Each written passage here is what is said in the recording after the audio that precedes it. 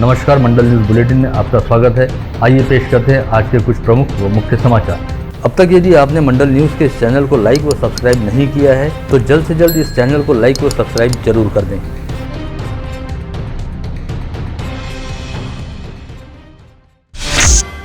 इस समय जिला मध्यवर्ती सहकारी बैंक द्वारा म्यूचुअल फंड में किए गए 700 करोड़ रुपए के निवेश तथा इसकी एवज में अदा की गई 3 करोड़ 39 लाख रुपए की दलाली का मामला जमकर चर्चा में चल रहा है, जिसकी जांच हेतु प्रवर्तन निदेशालय यानी ईडी की भी एंट्री हो चुकी है। वहीं अब इस मामले से संबंधित 4 ऑडियो क्लिप शनिवार की देर रात सोशल मीडिया पर वायरल हो गई, जिन्हें लेकर सहकार क्षेत्र सहित जिले की राजनीति में जबरदस्त हड़कंप व्याप्त है। इन ऑडियो क्लिप्स में कथित तौर पर जिला बैंक के पूर्व अध्यक्ष बबलू देशमुख तथा पूर्व विधायक वीरेंद्र जगताप की आवाज रहने का दावा किया गया है। साथ ही इन दोनों को 15-15 लाख रुपए दिए जाने की बात भी कही गई है। इसके अलावा बैंक के अन्य संचालकों, पदाधिकारियों व कर्मचारियों को भी काफी महंगे गिफ्ट दिए जाने की बात का इन ऑडियो क्लिप्स में उल्लेख है। साथ ही इन क्लिप्स में जगताप व देशमुख सहित कुछ म्यूचुअल फंड ब्रोकर्स यानी कमीशन एजेंट्स की आवाज और बातचीत रहने का दावा भी किया जा रहा है। इस समय जहां एक और आगामी 4 अक्टूबर को बैंक के नए संचालक मंडल हेतु चुनाव होने जा रहे हैं, वहीं दूसरी ओर पिछले कार्यकाल के दौरान हुए घोटाले की जांच का दायरा भी लगातार फैलता जा रहा है, जिसमें अब ईडी की एंट्री हो चुकी है और ईडी द्वारा बैंक के पूर्व अध्यक्ष बबलू देशमुख व उत्तरा जगताप को समन्स भेजते हुए 20 व 23 सितंबर को मुंबई स्थित ईडी कार्यालय में उपस्थित रहने के लिए कहा गया है। इसमें से उत्तरा जगताप को कल 20 सितंबर को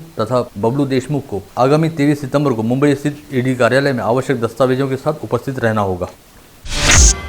पद व अधिकार का दुरुपयोग करते हुए अवैध तरीके से धन उगाही व मनी लॉन्ड्रिंग के मामले को लेकर ईडी की पूछताछ से बचते फिर रहे राज्य के पूर्व गृह मंत्री अनिल देशमुख से संबंधित नागपुर जिले के करीब 7 स्थानों पर 2 दिन पूर्व आयकर विभाग द्वारा छापा मारते हुए आवश्यक दस्तावेजों की जांच पड़ताल शुरू की गई थी। 48 घंटों से लगातार चल रही इस कार्रवाई के तहत अनिल देशमुख के बेटे सलील देशमुख द्वारा चलाए जाने वाले कोशिश फाउंडेशन को भी जाँच के दायरे में लिया गया है। इसके तहत आयकर विभाग के पथक द्वारा फाउंडेशन के पदाधिकारियों से भी पूछताछ की गई। साथ ही आयकर विभाग के पथक द्वारा देशमुख के आर्थिक व्यवहारों का जिम्मा संभालने वाले चार्टर्ड अकाउंटेंट किशोर देवानी के घर व कार्यालय पर पहुंचकर भी पूछताछ की गई। अनिल देशमुख के खिलाफ ईडी द्वारा लुकआउट नोटिस जारी किया गया है, क्योंकि बार-बार समन्स जारी किए जाने के बावजूद अनिल देशमुख ईडी के सामने उपस्थित होना टालते रहे, जबकि उन्हें इस मामले में सुप्रीम कोर्ट से भी कोई राहत नहीं मिली है। विगत 10 सितंबर से शुरू हुए 10 दिवसीय गणेशोत्सव का आज रविवार 19 सितंबर को पूरी विधि विधान के साथ समापन हुआ। अनंत चतुर्दशी पर्व पर घरों एवं सार्वजनिक मंडलों में विराजित भगवान श्री गणेश की प्रतिमाओं को विसर्जित करने का सिलसिला रविवार की सुबह से शुरू हुआ, जो देर शाम तक चलता रहा।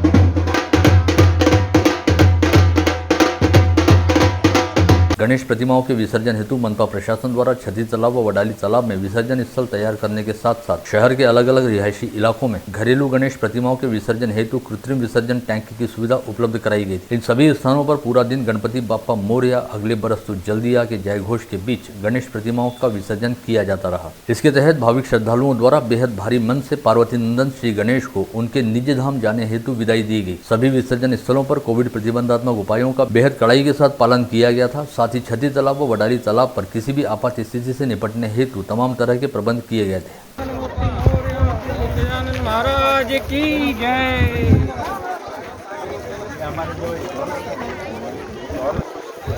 गणपति बाप्पा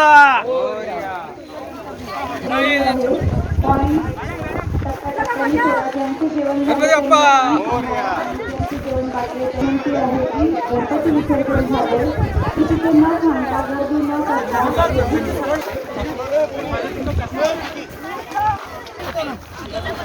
एक म्हणजे एक फक्त मूर्तीवाला चला बाहेर।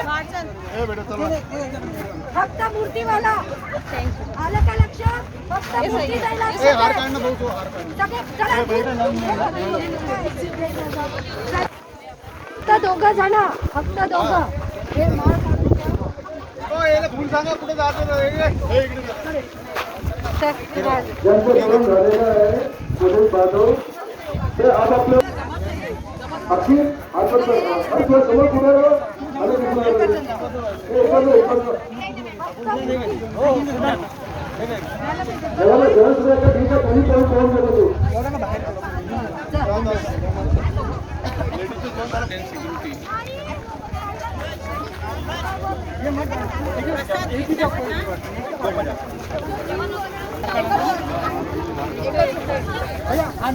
ओनली मूर्ती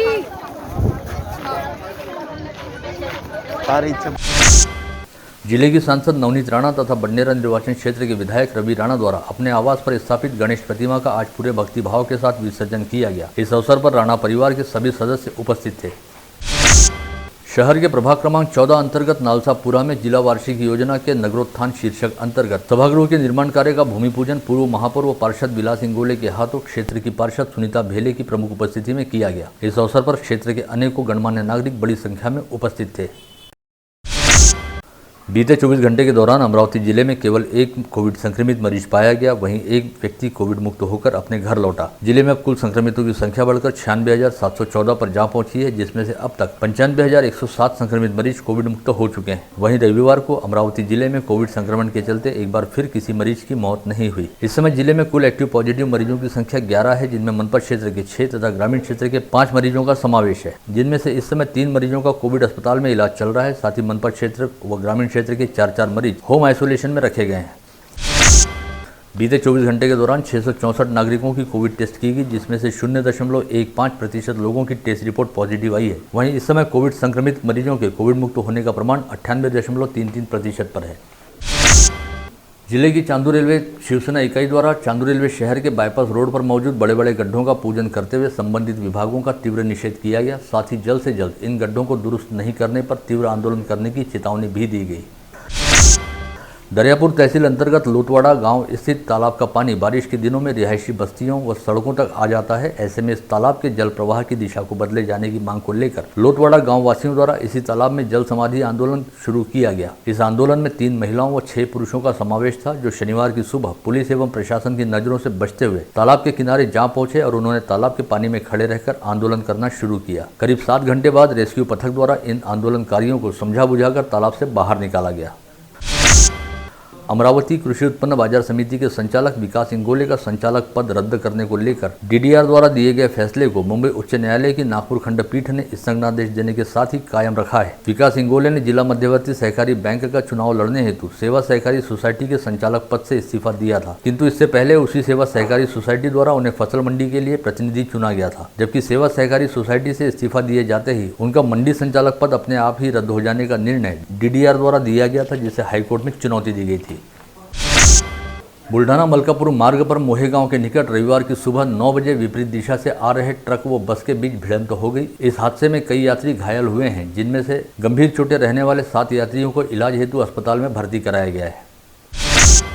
गढ़चिरौली जिले के हिडरी पुलिस थाना अंतर्गत सुरजागढ़ गांव में नक्सलवादियों द्वारा शनिवार की देर रात सोमाजी चैतू सडमेक नामक 55 वर्षीय किसान की गोली मारकर हत्या कर दी गई। शव के पास एक चिट्ठी भी बरामद हुई है, जिसमें जल जंगल व जमीन पर आम नागरिकों का हक बताते हुए सुरजागढ़ लौह खदान का अप्रत्यक्ष तौर पर विरोध किया गया है। साथ ही राजनीतिक दलों के नेताओं को गाँव छोड़कर चले जाने की धमकी दी गई है।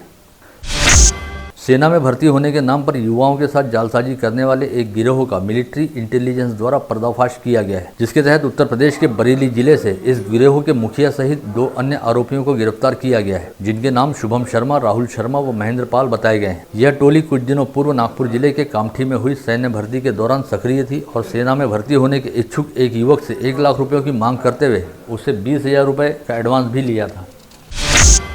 इन दिनों सार्वजनिक स्थानों पर जन्मदिवस मनाने का फैशन काफ़ी अधिक बढ़ गया है, जिसके तहत यवतमाल जिले के बाबुलगांव रोड स्थित प्रेम नगर में शुक्रवार को बर्थडे सेलिब्रेशन के लिए 3 दोस्त इकट्ठा हुए। यहां पर केक सहित खाने पीने का अन्य सामान भी उपलब्ध कराया गया था, लेकिन इसी समय किसी छोटी सी बात को लेकर इन तीनों दोस्तों में झगड़ा होना शुरू हुआ, जो काफ़ी बढ़ गया। इसके बाद देखते ही देखते केक काटने हेतु लाए गए चाकू से इन दोस्तों ने एक दूसरे पर जानलेवा हमला कर दिया, जिसकी वजह से एक की उंगलियों पर, दूसरे के पाँव पर, तीसरे के पेट पर चाकू के वार लगे। पश्चात मामले की जानकारी मिलने पर कलम्ब पुलिस ने तीनों के खिलाफ मामला दर्ज किया और एक घायल को इलाज के लिए अस्पताल में भर्ती कराया गया। आप देख रहे थे मंडल न्यूज बुलेटिन। हमारे चैनल को लाइक करें, शेयर करें और हाँ, सब्सक्राइब करना ना भूलें। कल होगी आपसे फिर मुलाकात, तब तक के लिए धन्यवाद।